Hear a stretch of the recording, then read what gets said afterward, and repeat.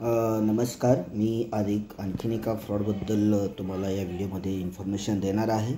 ती आत्ताच एक लेटेस्ट चालू झालेली आहे किंवा एक एक महिना झालं चालू असेल. कालच माझ्या वाईफला एक कॉल आलेला की ॲक्च्युली काय झालं, जी महाराष्ट्र गव्हर्नमेंटची जी स्कीम आहे लाडकी बहीण योजना, याच्या संदर्भात माझ्या वाईफला कॉल आलेला.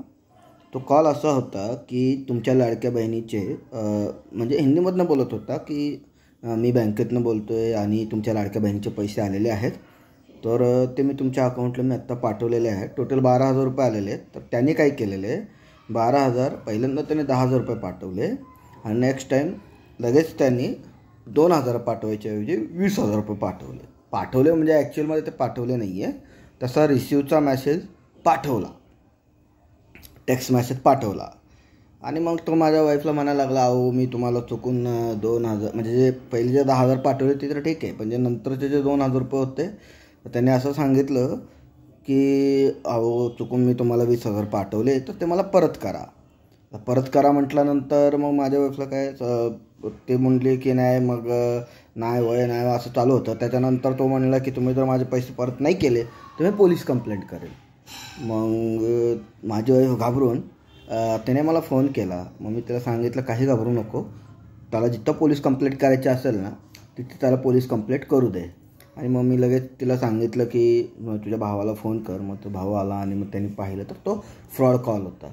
माझा हा उद्देश बनवण्यामागचा उद्देश असा आहे की आत्तापर्यंत ज्यांना पैसे पडलेले आहेत त्यांच्यासाठी वेल गुड आहे, पण ज्यांनापर्यंत आत्तापर्यंत पैसे पडलेले नाही आहेत, राईट, ज्यांच्या अकाउंटला आत्तापर्यंत पैसे पडलेले नाहीत कारण त्यांनी शेवटी त्यांनी ती प्रोसेस वगैरे केलेली आहे ज्यांनी किंवा ज्यांचे अजून प्रोसेस झाले नाही किंवा काही प्रोसेस राहिलेली आहे, तर अशा लोकांना फ्रॉड कॉल येत आहेत. तर या फ्रॉड कॉलपासून तुम्ही वाचून राहावं यासाठी मी हा व्हिडिओ बनवलेला आहे की तुम्हाला एक ऐसा कॉल येईल कि हाँ मैं बैंक से बात कर रहा हूँ और आपको हम लाडली बहन का जो है उसका पैसा हम आपके अकाउंट में अभी ट्रांसफ़र कर रहे हैं.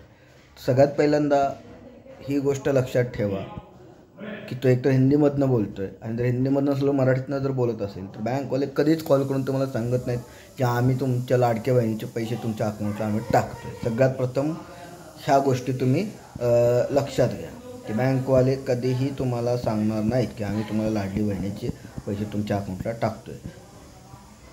आणि कधीही बँकवाले तुम्हाला टप्प्यात पैसे नाही पाठवणार.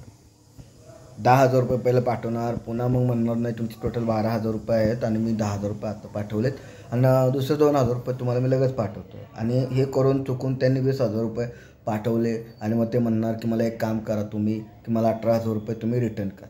ॲक्च्युली ते पाठवलेलं नसतात, ते फक्त मेसेज करतात की तुम्हाला रिसिव्ह झाले तर मेसेज करतात. ॲक्च्युली अकाउंटमध्ये जसं आपण चेक करतो तर त्यावेळेला ते आपले बॅलन्स नसतात. मग अशा वेळेला आपण फसण्याची शक्यता काय असते की जर समजा एखादा कॉल आला हिंदीमधनं की बाबा कि हाँ मैंने आपको 10,000 पहले भेजा, अभी 2,000 रुपये बाकी है और मैं आपको भेज रहा हूँ, तो व्यक्ती काय करतो 2,000च्या ऐवजी 20,000 रुपयाचा मेसेज पाठवतो. पैसे नाही पाठवतो, मेसेज पाठवतो. तो ऐसा होता कि अरे मैंने आपके अकाउंट में गलती से 20,000 रुपये भेज दिया, 2,000 भेजने के बजाय, तो आप मुझे काम करिए 2,000 रुपये रख लीजिए आपका जो भी है और वो मुझे 18,000 रुपये आप ट्रान्सफर करिए. तो या केसमध्ये काय होऊ शकते की आता आपण त्याची ऐकता येतो, आपण मेसेज बघतो, तर ॲक्च्युअली मेसेज न बघता पहिल्यांदा आपण आपलं अकाउंट चेक केलं पाहिजे. अकाउंट चेक केल्यानंतर पण जर तुम्हाला आणखीन काय डाऊट वाटते की बाबा नाही, तर एक काम करायचं की समजा सेम डेमध्ये जर तुम्हाला जाऊन बँकेत जाऊन चेक करणं पॉसिबल झालं तर ठीक, नाही तर नेक्स्ट डे जा, पासबुक घ्या, पासबुक एंट्री करा किंवा तिथल्या बँक अधिकाऱ्यांना किंवा कॅशियरशी डिस्कस करा किंवा कोणालाही सांगा बाबा मला माझ्या अकाउंटमध्ये हे कालच्या डेटला बघा मला मेसेज आलेला आहे, तर हे माझ्या अकाउंटला पैसे रिसिव्ह झालेत का, ही तुमच्या सेफ्टीसाठी आहे. आता तुम्हाला कंटिन्युअसली कॉल करेल, तो तुम्हाला म्हणजे मी पोलीस कंप्लेंट करतो आहे, मी तुम्हाला हे करतो तुमच्या FIR होऊ द्या, तो पोलीस कंप्लेंट करणार नाही. आणि जर तो पोलीस कंप्लेंट करायला गेला तर पोलिसांकडे त्याची डिटेल्स त्याला द्यावे लागतात की तो राहतो कुठं, त्याचं नाव काय आहे, त्याचा कॉन्टॅक्ट नंबर काय आहे, हे सुद्धा डिटेल्स त्याला द्यावं लागतात. आणि उद्या त्यांनी पोलीस कंप्लेंट केलं तर मला सांगा की आपण त्याला पैसे मागितलेत का, नाही मागितले. त्यांनी आपल्याला पैसे पाठवले न सांगता, त्यांनी जास्त पाठवले, ठीक आहे. त्याच्यानंतर ते पैसे त्याला द्यायचे की नाही द्यायचे तो आम्ही डिसाईड करणार. जर खरंच माझ्या अकाउंटला आलेले असले तर बाय चान्स आपण त्याला ते देऊ शकतो. राईट.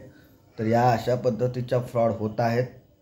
तर कृपया मी हा व्हिडिओ बनवण्यामागचा उद्देश आहे की कृपया तुम्ही सावध राहा, सतर्क राहा.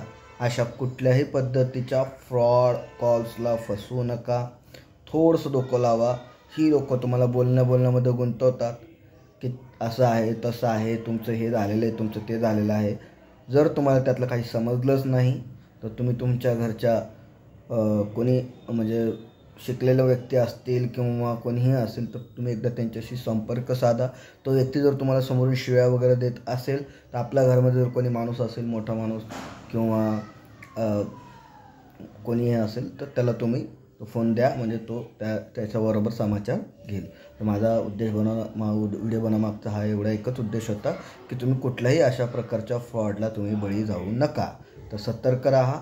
महाराष्ट्र गव्हर्नमेंटचे जर पैसे तुम्हाला लाडक्या बहिणीचे येत असतील ते ॲटोमॅटिकली अकाउंटला पडतात. अशा पद्धतीचा कुठलाही गव्हर्नमेंट कॉल करून तुमच्या अकाउंटला मी एवढे आत्ता पाठवतो आहे, मी तेवढे आत्ता पाठवले, तुम्हाला हे केले, असं कधीही करणार नाही. वेळोवेळी तुम्हाला अपडेट येतं, तुमच्या बँक अकाउंटला जमा होतं.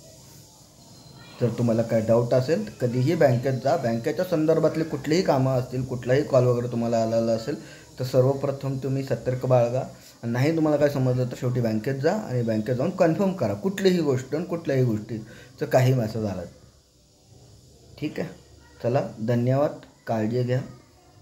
भेटू परत पुढचा नवीन एक विषय घेऊन, नवीन एक फ्रॉडबद्दलची माहिती घेऊन येईल. ठीक आहे, चला बाय.